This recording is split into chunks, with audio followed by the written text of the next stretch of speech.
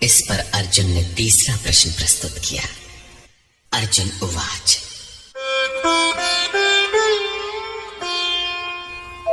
कथं भीष्ममहं संख्ये द्रोणं च मधुसूदन इषुभिः प्रतियोत्स्यामि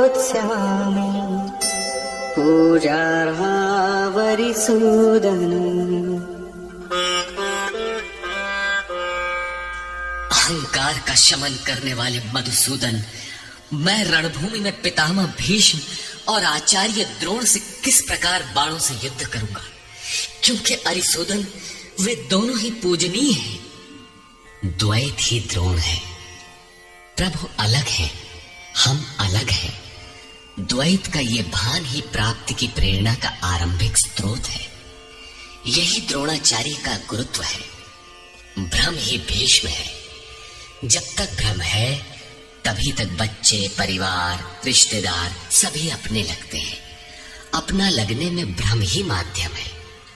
आत्मा इन्हीं को पूज्य मानकर इनके साथ रहता है कि ये पिता हैं, दादा हैं, कुलगुरु हैं इत्यादि। साधन के पूर्ति काल में गुरु न चेला, पुरुष अकेला। न बंधुर न मित्रम गुरुर्नैव शिष्यः चिदानंद रूपः शिवोहम शिवोहम। जब चित्त उस परम आनंद में विलय हो जाता है तब न गुरु ज्ञान दाता और न शिष्य ग्रहण करता ही रह जाता है। यही परम की स्थिति है। गुरु का गुरुत्व प्राप्त कर लेने पर गुरुत्व एक जैसा हो जाता है। श्री कृष्ण कहते हैं, अर्जुन तुम मुझ में निवास करेगा। जैसे श्री कृष्ण वैसा ही अर्जुन, और ठीक वैसा ही प्राप्ति वाला महापुरुष हो जाता है। ऐसी अवस्था में गुरु का भी विलय हो जाता है। गुरुत्व हृदय में प्रवाहित हो जाता है। अर्जुन गुरु पद की ढाल बनाकर इस संघर्ष में प्रवृत्त होने से कतराना चाहता है। वो कहता है,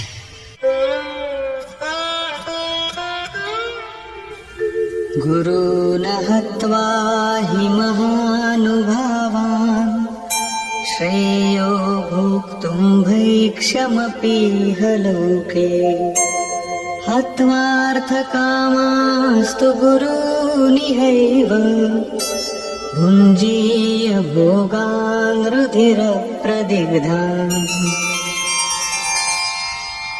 इन महानुभाव गुरुजनों को न मारकर मैं इस लोक में भिक्षा का अन्न भी श्रेयस्कर समझता हूं। यहां भिक्षा का अर्थ उदर पोषण के लिए भीख मांगना नहीं, बल्कि सत्पुरुषों की टूटी फूटी सेवा द्वारा उनसे कल्याण की याचना ही भिक्षा है। अन्नम ब्रह्मेति व्यजानात्।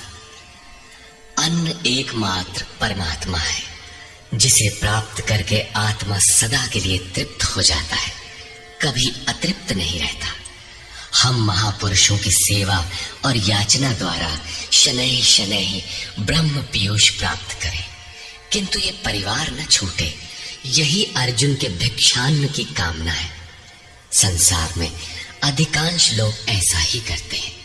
वे चाहते हैं कि पारिवारिक स्नेह संबंध न मारना पड़े और मुक्ति भी शनैः शनैः मिल जाए, किंतु चलने वाले पथिक के लिए, जिसके संस्कार इनसे ऊपर है, जिसमें संघर्ष की क्षमता है, स्वभाव में क्षत्रियत्व प्रवाहित है, उसके लिए इस भिक्षान्न का विधान नहीं है। स्वयं न करके याचना करना भिक्षान्न है। गौतम बुद्ध ने भी मध्यम निकाय के धम्म दायाद सुत्त में इस भिक्षान्न की आमिष दायाद कहकर उसे हेय माना है, जबकि शरीर यापन से सभी भिक्षु थे। इन गुरुजनों को मारकर मिलेगा क्या? इस लोक में रुधिर से सने अर्थ और काम के भोग ही तो भोगने को मिलेंगे। अर्जुन कदाचित सोचता था कि भजन से भौतिक सुखों की मात्रा में अभिवृद्धि होगी। इतना संघर्ष झेलने के बाद भी इस शरीर के पोषक अर्थ और काम के भोग ही तो मिलेंगे।